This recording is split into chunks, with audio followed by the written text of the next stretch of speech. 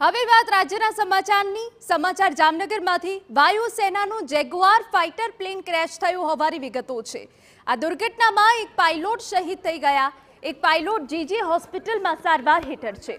આપને જણાવી દઈએ કે જ્યાં પ્લેન ક્રેશ થયું હતું એક પાયલોટ શહીદ થઈ ગયા છે અને જીજી હોસ્પિટલમાં સારવાર હેઠળ છે।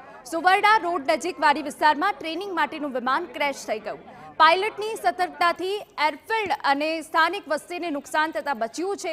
એક પાયલોટ જીજી હોસ્પિટલમાં સારવાર હેઠળ છે। ક્રેશનું કારણ જાણવા કોર્ટ ઓફ ઇન્ક્વાયરીનો આદેશ છે। વાયુસેનાનું જેગુઆર ફાઇટર પ્લેન ક્રેશ દુર્ઘટનામાં એક પાયલોટ શહીદ થઈ ગયા છે। શહીદ પાયલોટના પાર્થિવ દેહને વતન મોકલવાની કાર્યવાહી હાથ ધરાઈ છે। ટેકનિકલ ક્ષતિના કારણે પ્લેન ક્રેશ થયું હતું, જેમાં ફ્લાઇટ લેફ્ટનન્ટ સિદ્ધાર્થ સુશીલ કુમાર યાદવ શહીદ થયા હતા।